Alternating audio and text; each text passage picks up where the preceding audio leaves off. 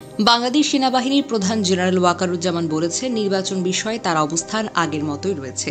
তিনি মনে করেন ডিসেম্বরে নির্বাচন হওয়াটা উচিত। বুধবার ঢাকা সেনানিবাসে আয়োজিত অফিসার্স অ্যাড্রেসে তিনি এসব কথা বলেছেন। অনুষ্ঠানের সঙ্গে সংশ্লিষ্ট সূত্র এই সকল তথ্য জানিয়েছেন। অনুষ্ঠানে সেনাপ্রধান বলেন, বাংলাদেশ সেনাবাহিনী কখনোই এমন কোনো কার্যকলাপে যুক্ত হন না যা সার্বভৌমত্বের জন্য ক্ষতিকারক হবে।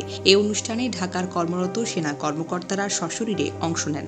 ঢাকার বাহিরে থাকা সেনা কর্মকর্তারা ভার্চুয়ালি যুক্ত হন। বিভিন্ন সূত্র জানায়, সেনাপ্রধান জাতীয় স্থিতিশীলতার সশস্ত্র বাহিনীর নিরলস সেবা ও প্রতিশ্রুতির ভূয়সী প্রশংসা করেন। তিনি সবাইকে ধন্যবাদ দিয়ে বলেন, সেনাবাহিনী অন্তর্বর্তী সরকারকে সব ধরনের সহযোগিতা করে যাচ্ছে, ভবিষ্যতেও তা করে যাবে। তিনি বলেন, সামনে কুরবানির ঈদ, মানুষ যেন নিরাপদে ঈদ উদযাপন করতে পারে সে ব্যাপারে সবাইকে সহযোগিতা করতে হবে।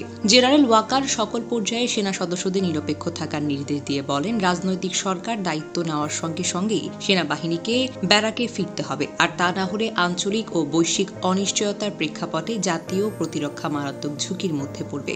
অভ্যন্তরীণ নিরাপত্তায় সেনাবাহিনীকে দীর্ঘমেয়াদী মোতায়েন জাতীয় প্রতিরক্ষা প্রস্তুতিকে দুর্বল করে দিতে পারে। সেনাপ্রধান বলেন, গত 5ই আগস্ট থেকে সেনাবাহিনীর ধারাবাহিক প্রচেষ্টা সত্ত্বেও কিছু মহল বাহিনীকে অন্যায্যভাবে লক্ষ্যবস্তুতে পরিণত করছে। এ অবস্থায় দেশীয় ও বিদেশি স্বার্থান্বেষী গোষ্ঠীগুলো যাতে পরিস্থিতির সুযোগ নিয়ে সংকট ঘনীভূত করতে না পারে সে ব্যাপারে সজাগ থাকতে হবে।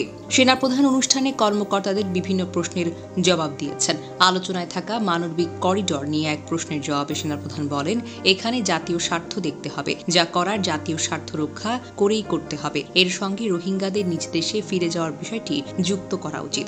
আর যাই হোক না কেন, পলিটিক্যাল কনসেনসাসের মাধ্যমে সেটা হতে হবে। চট্টগ্রাম বন্দর নিয়ে এক প্রশ্নের জবাবে জেনারেল ওয়াকারুজ্জামান বলেন, তিনি মনে করেন এসব ক্ষেত্রে স্থানীয় মানুষ ও রাজনৈতিক নেতাদের মতামত নিয়ে করতে হবে। রাজনৈতিক সরকারের মাধ্যমেই কেবল এই ধরনের সিদ্ধান্ত নেওয়া উচিত।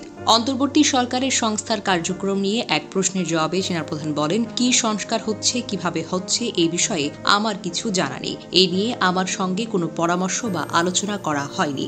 গত বছরের জুলাই আগস্টের কাণ্ড বিষয়ে জাতিসংঘের তথ্য অনুসন্ধান প্রতিবেদনের প্রসঙ্গে তিনি বলেন, এই বিষয়ে আমাদের সঙ্গে কথা বলা হয়নি।